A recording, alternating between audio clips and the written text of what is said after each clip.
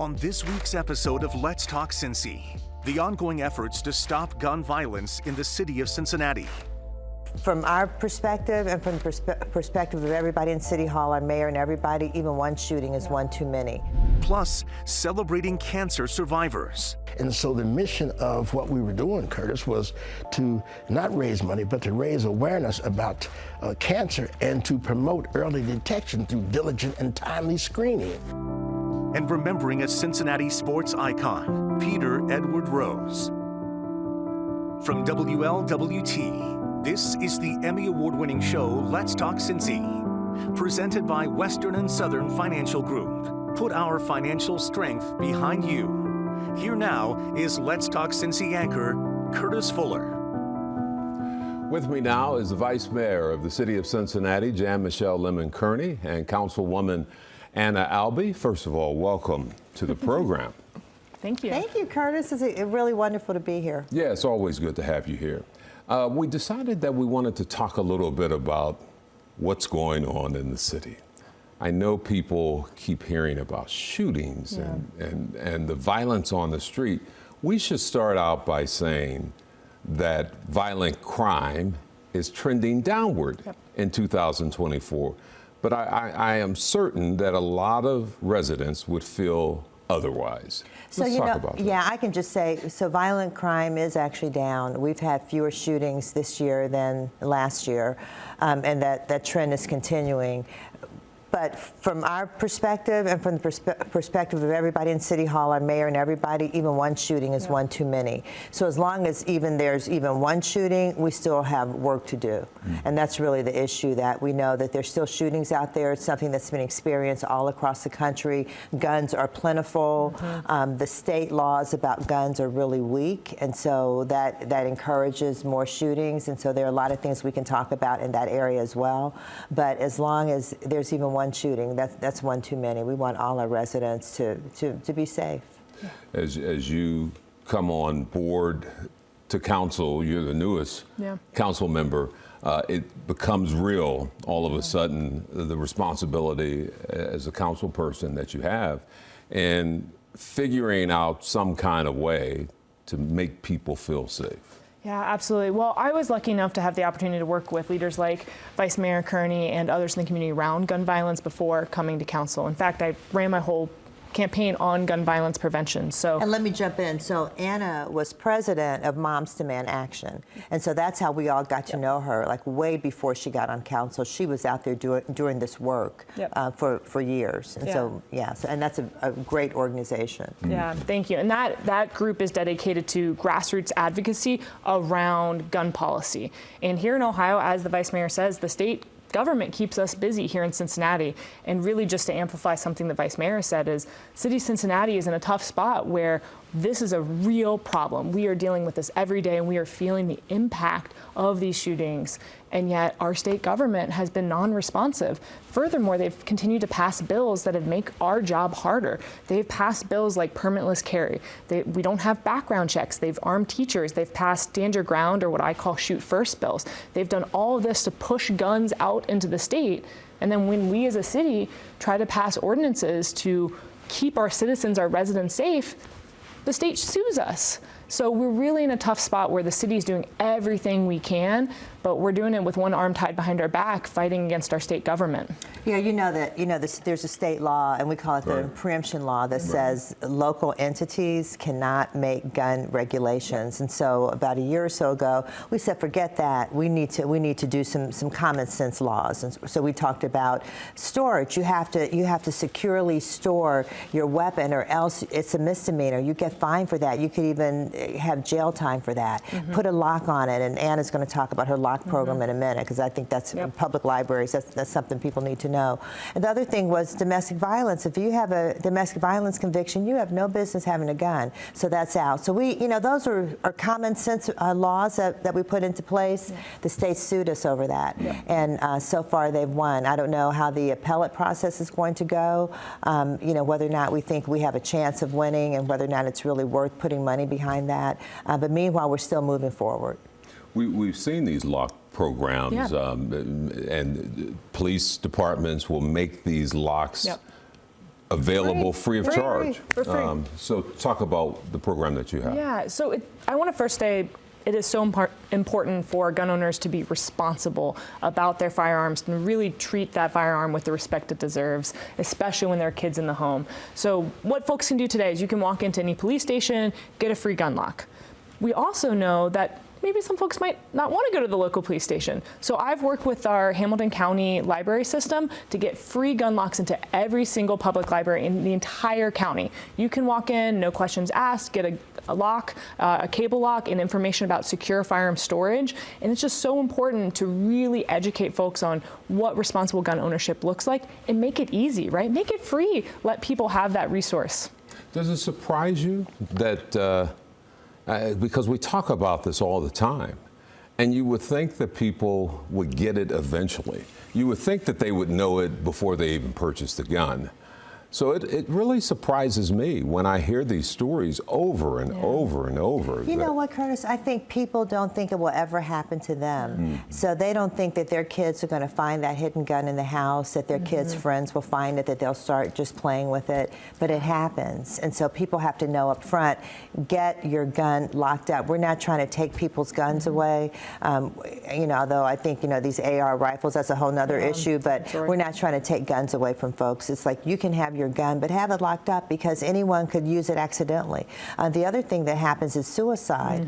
You know, we don't want you to have a weapon available for someone who's having a mental health crisis.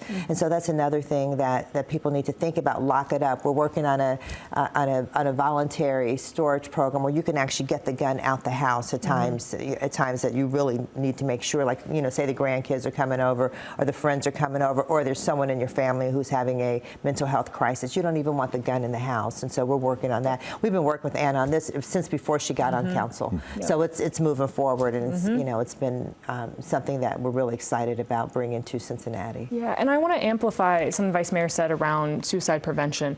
2/3 of gun deaths are suicides, and we had Children's Hospital, the researcher come and present to council earlier this year, and they've seen over the past, I think it was 10 years, an increase in youth suicides with firearms. It's like double the number over the past decade. So this is a real health crisis we're seeing here in Cincinnati. You know, if you think about accessibility of firearms and a mental health crisis, especially coming out of COVID, that's a really potent conversation. And I'm really grateful for the Vice Mayor's help to amplify this message so we can really think about safe gun ownership and secure storage in that context of suicide prevention. We'll be back in a moment.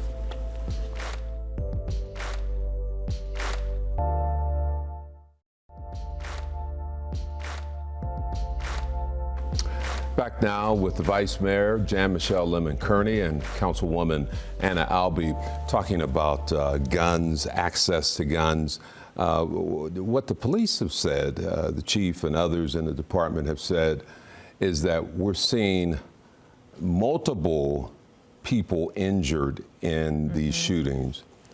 Even though the numbers might be down, that's what they're seeing, and we've seen those numbers, and it appears that that's the case really throughout the country. Huh? Right. You know, so a lot of people are getting access, and it's totally illegal to put these little devices on guns that make them do kind of multiple shootings, and so you know, this kind of thing is something that really has to stop. Another thing is that. But how do you?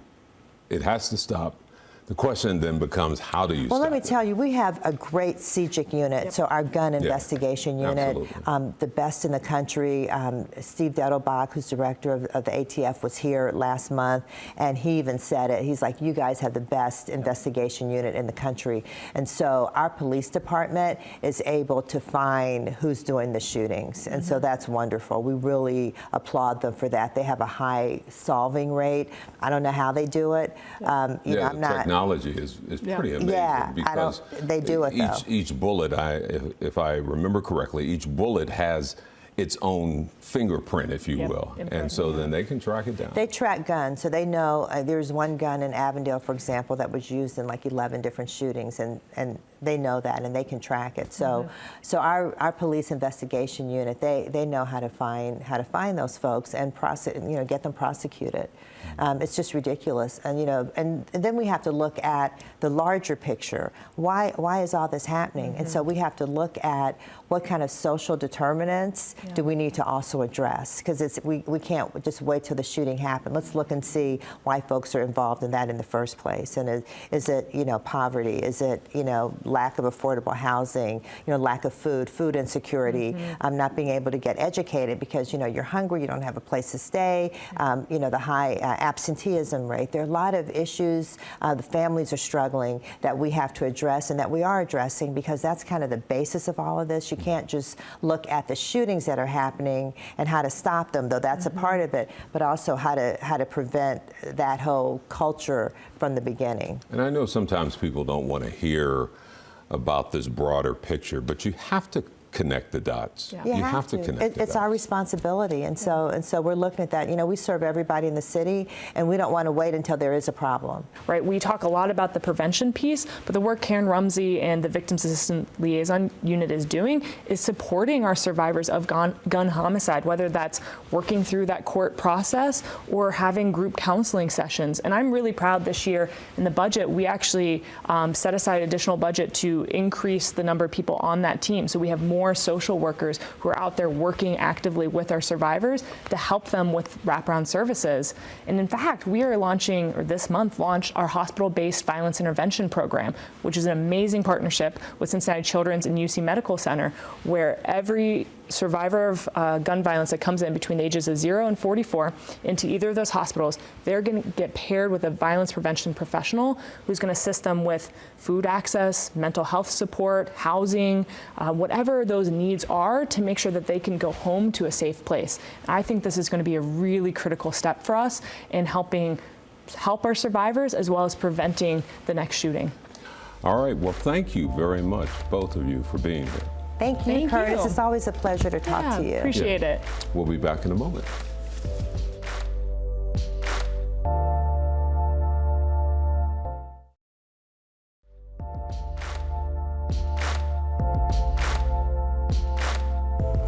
Here with me now is Dr. Keith Melvin. He is no stranger to Greater Cincinnati.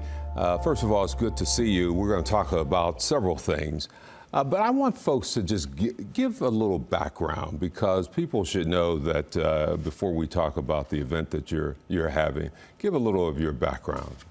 Well, Curtis, needless to say, a Cincinnati product, grew up in Evanston.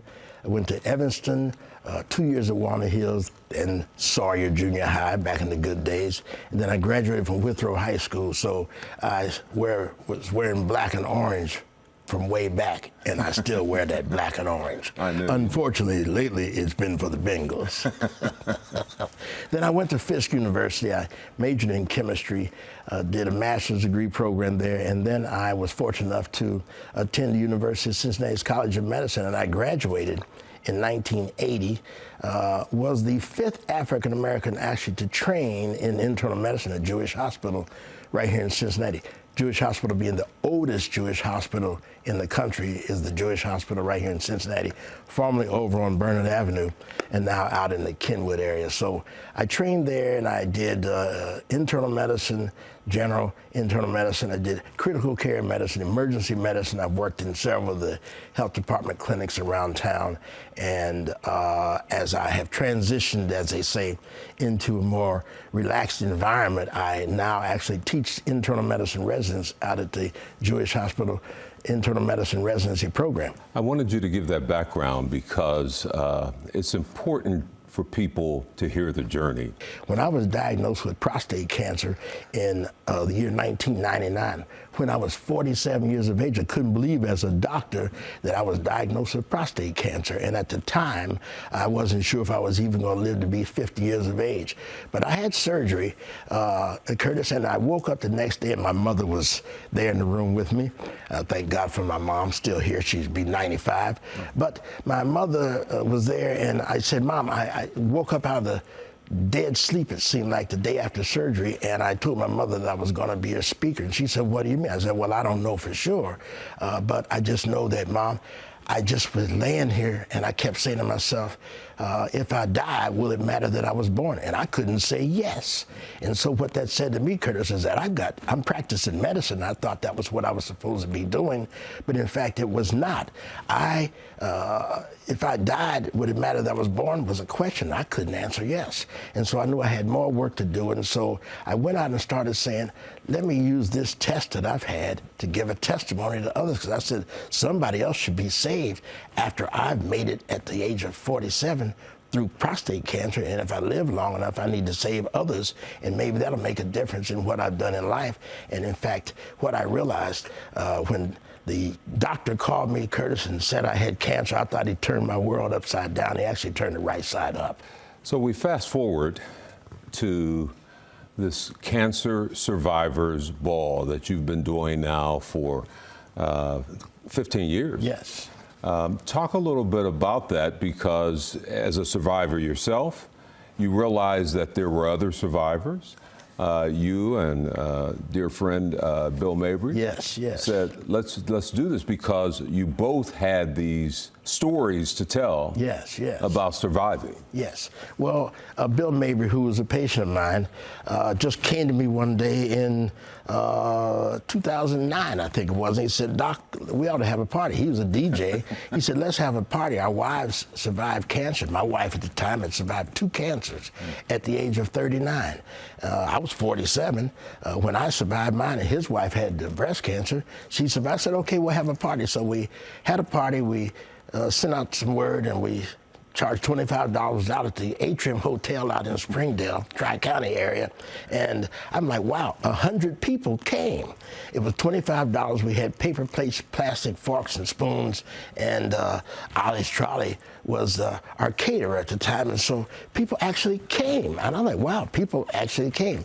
And all we were saying was that instead of raising money, we wanted to raise awareness. And so the mission of what we were doing, Curtis, was to not raise money, but to raise awareness about cancer and to promote early detection through diligent and timely screening. And if you do that, as we all know, early detection matters. And so I said, if we get people just to acknowledge this fact, what we'll do is create ambassadors to go and tell their own family, friends, and co-workers the importance of early detection by doing screening.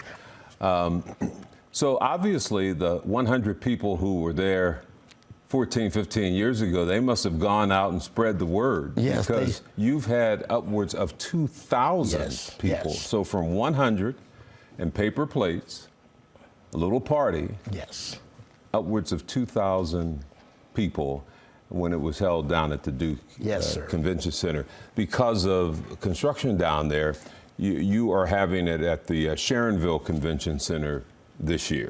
This will be November 2nd. That's a Saturday.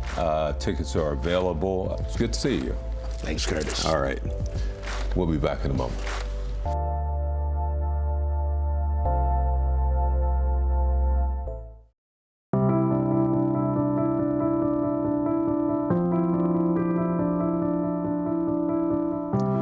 And now, a final tip of the cap to Pete Rose, who passed away recently. I want to share a part of a conversation I had with Pete about appreciation, forgiveness, and legacy. Well, first of all, to be able to sit down and for many, many, many hours and reminisce about Stan Musial and Willie Mays and Hank Aaron and Roberto Clemente and Johnny Bench and Mike Schmidt and, you know, all the great players I played against and all the players I played with, and thinking about my childhood and growing up in Cincinnati and going to Crosley Field and playing with Frank Robinson. It was a lot of fun for me. And as I think people really now appreciate how I played the game, and knowing that I was born in Cincinnati, real close to Crosley Field, grew up in, down on River Road, down at Bullface Park, and used to work on the ferry boat when I was a kid. And I am a hometown boy. There's no question about it. And I've always been a Reds fan. I've always been going to Reds games. And I think people, somewhat the way baseball is played today has gotten people to come over to my side, because I just never forgot I was playing for the fans, and I think the fans are kind of paying me back for that now. And I think the fans understand that I made a mistake, and I think the fans, more importantly, understand I made a mistake, and they're willing to let me go on my life. And when I go to the ballpark, it's like me going to heaven. It's just the people treat me so well down there. And see, one thing about being a baseball player or a football player or any kind of athlete is you never know what to expect from the fans, good, bad, or indifferent. And I've always been treated like royalty with the Cincinnati fans. And you know, I had so many milestones: my first hit, my 1,000th hit, my 2,000th, my 3,000, 4192, my hitting streak. And the fans have always been there for me to support me, and I've always appreciated that. And to be honest with you, the fans made me go. I mean, I think the fans made the whole Big Red Machine go, because when you got them fans screaming for you every night, you don't want to let them down. Hey, and just a couple other questions. I'll let you go, Pete, because I probably can out-talk you, but I always have loved listening to you talk baseball. I mean, so I won't prolong you too much longer. But you did mention, I was reading, I guess it might have been the article in the Enquirer, where you said you get it now. Explain what you meant by that when you say you get it now. When I was suspended back in '89, Mr. Giamatti, God rest his soul, told me to reconsider my life. And based on what I was doing in those days, I felt and I thought that meant no more illegal gambling, which I do not do, and be very selective of people I hang around with. But, you know, after years, I'm kind of a stubborn guy, hard-headed guy, and probably that's one of the reasons why I got all those hits. But the last several years, I understood what he meant. And when he said reconfigure my life, what he really meant was to take responsibility for what I did. And I have taken responsibility for what I did, and I've got it off my chest, and I told my teammates, and I apologized to them, and I've apologized to the people, and this is not some apology to come out because I have a movie coming out or a book coming out or anything like this. This is just something that when I told all the guys of the Big Red Machine to their face at that roast that night. Why? Because that was the first time and only time I had a microphone in my hand and had 3 or 4 members of the Big Red Machine in front of me. And, of course, I talked to Johnny Bench on the phone. I talked to Joe Morgan on the phone. I talked to Tony Perez on the phone. And they all were real receptive and appreciate me coming forward and being a man about the situation. I can't change what happened. I wish I could. But all you can do is face it and take responsibility for it and try to go on with your life. And that's what I'm trying to do. Will Pete Rose be inducted into baseball's Hall of Fame one day? No one really knows the answer. Should he? From this baseball fan, absolutely. Well, that does it for the program today. I'll see you next time for another edition of Let's Talk Cincy.